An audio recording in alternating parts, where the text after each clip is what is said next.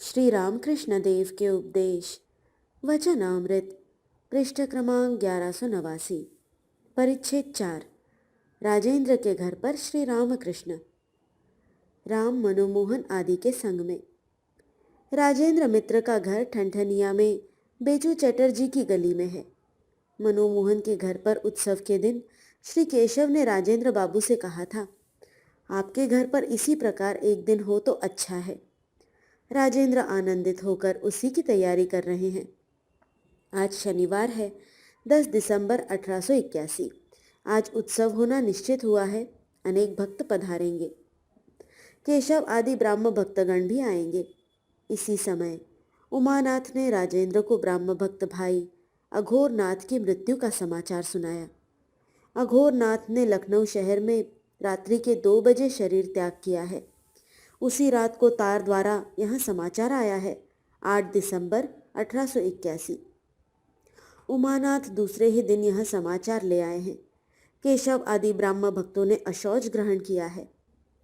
यह सोचकर कि शनिवार को वे कैसे आएंगे, राजेंद्र चिंतित हो रहे हैं। राम राजेंद्र से कह रहे हैं, आप क्यों सोच रहे हैं? केशव बाबू नहीं आएंगे तो न आए, श्री रामकृष्ण तो आएंगे। आप तो जानते ही हैं कि वे सदा समाधिमग्न रहा करते हैं। उनकी कृपा से दूसरे को भी ईश्वर का दर्शन हो सकता है। उनकी उपस्थिति से यह उत्सव सफल हो जाएगा। राम राजेंद्र राजमोहन व मनोमोहन केशव से मिलने गए। केशव ने कहा, कहाँ? मैंने ऐसा तो नहीं कहा कि मैं नहीं आऊँगा। श्री रामकृष्ण देव आएंगे और मैं ना आऊँगा? अवश्य आऊँगा। अशौच हुआ है तो अलग स्थान पर बैठकर खा लूँगा। केशव राजेंद्र आदि भक्तों के साथ वार्तालाप कर रहे हैं। कमरे में श्री रामकृष्ण का समाधि चित्र टंगा हुआ है।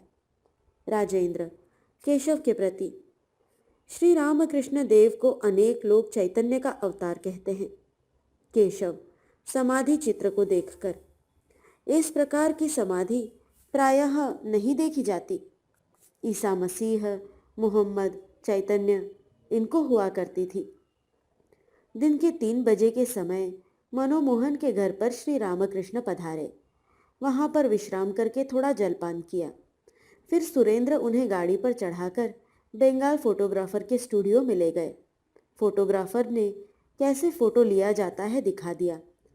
कांच के पीछे सिल्वर नाइट्रेट लगाई जाती है, उस पर फोटो उतरता है, यह सब बतला दिया। श्री रामकृष्ण का फोटो लिया जा रहा है। उसी समय वे समाधि मग्न हो गए। अब श्री रामकृष्ण राजेंद्र मित्र के मकान पर आए हैं। राजेंद्र रिटायर्ड डिप्टी मजिस्ट्रेट हैं। श्री महेंद्र गोस्वामी आंगन में भागवत का प्रवचन कर रहे हैं। अनेक भक्तगण उपस्थित हैं। केशव अभी तक नहीं आए। श्री रामकृष्ण बातचीत कर रहे हैं। श्री रामकृष्ण भक्तों के प्रति, गृहस्थी में धर्म होगा क्यों नहीं, परंतु है बड़ा कठिन।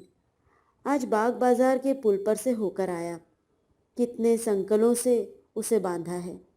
एक संकल के टूटने से भी पुल का कुछ न होगा, क्योंकि वहाँ और भी अनेक संकलों से बंधा हुआ है। वे सब उसे खींचे रहेंगे। उसी प्रकार गृहस्थों के अनेक बंधन हैं। ईश्वर की कृपा के बिना उन बंधनों के कटने का उपाय नहीं है। उनका दर्शन होने पर फिर कोई भय नहीं है। उनकी माया में विद्या और अविद्या दोनों ही हैं, पर दर्शन के बाद मनुष्य निर्लिप्त हो जाता है। परमहंस स्थिति प्राप्त होने पर यह बात ठीक तरह से समझ में आती है। दूध में जल है।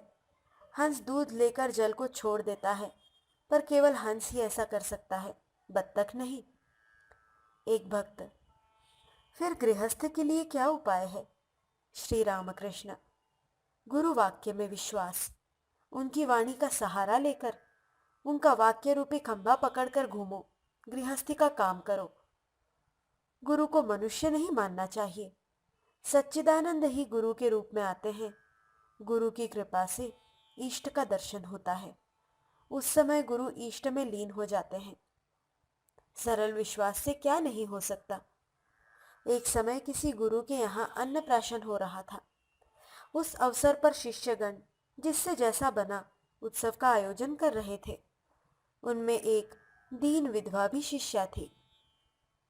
उसके एक गाय थी। वह एक लोटा दूध लेकर आई। गुरुजी ने सोचा था कि दूध दही का भार वही लेगी, किंतु एक लोटा दूध देखकर क्रोधित हो उन्होंने उस लोटे को फेंक दिया और कहा, तू जल में डूबकर मर क्यों नहीं गई? स्त्री ने गुरु का यही आदेश समझा और नदी में डूबने के लिए गई।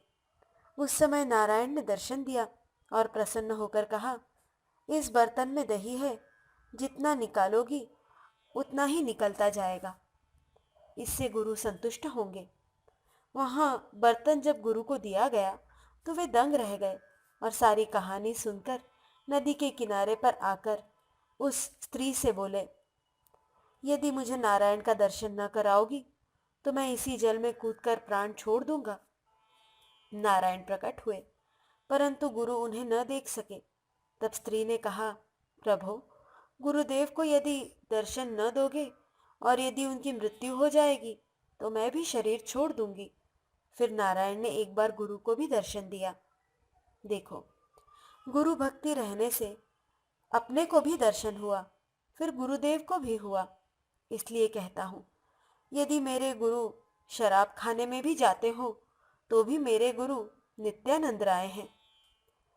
सभी गुरु बनना चाहते हैं, चेला बनना कदाचित ही कोई चाहता है। परंतु देखो, ऊंची जमीन में वर्षा का जल नहीं जमता, वहां तो नीची जमीन में गड्ढे में ही जमता है। गुरु जो नाम दे, विश्वास करके उस नाम को लेकर साधन भजन करना चाहिए। जिस सीप में मुक्ता तैयार होता है, वह सीप स्वाति नक्षत्र का जल लेने के लिए तैयार रहती है। उसमें वह जल गिर जाने पर फिर एकदम अथाह जल में डूब जाती है और वही चुपचाप पड़ी रहती है, तभी मोती बनता है। संसार में किस प्रकार रहना चाहिए? अनेक ब्राह्म भक्त आए हैं। यह देखकर श्री रामकृष्ण कह रहे हैं, ब्राह्म सभा है या शोभा? ब्राह्म सभा में नियमित उपासना होती है, यह बहुत अच्छा है, परंतु डुबकी लगानी पड़ती है। केवल उपासना या व्याख्यान से कुछ नहीं होने का। ईश्वर से प्रार्थना करनी पड़ती है, जिससे भोग आसक्ति दूर होकर उनके चरण कमलों में शुद्धा भक्ति हो। हाथी के दिखाने के दांत और खाने के दांत और होते हैं। बाहर के दांत शोभा के लिए है, परंतु भीतर के दांतों से वह खाता है। इसी प्रकार भीतर कामिनी कांचन का भोग करने पर भक्ति की हानि होती है। बाहर भाषण आदि देने से क्या होगा? गीत बहुत ऊंचे पर उड़ता है, परंतु उसकी दृष्टि रहती है सड़े हुए मुर्दे की ओर। आतिशबाजी फूंस करके पहले आकाश में उड़ जाती है, परंतु दूसरे ही क्षण जमीन पर गिर पड़ती है। भोगासक्ति का त्याग हो जाने पर देह त्याग होते समय ईश्वर की ही स्मृति आएगी, और नहीं तो इस संसार की ही चीजों की याद आएगी। स्त्री, पुत्र, गृह, धन, मान, इज्जत आदि। पक्षी अभ्यास करके राधा कृष्ण रटता तो है, परंतु जब बिल्ली पकड़ती है तो टहटे ही करता है। इसीलिए सदा अभ्यास करना चाहिए, उनके नाम गुणों का कीर्तन, उनका ध्यान, चिंतन और प्रार्थना, जिससे भोगासक्ति छूट जाए और उनके चरण कमलों में मन लगा रहे। इस प्रकार के भक्त गृहस्थ संसार में नौकरानी की तरह रहते हैं।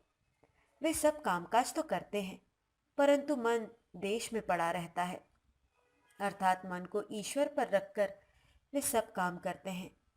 गृहस्थी करने से ही देह में कीचड़ लगती है। यथार्थ भक्त गृहस्थ पांकाल मछली की तरह होते हैं। पंख में रहकर भी देह में कीच नहीं लगता।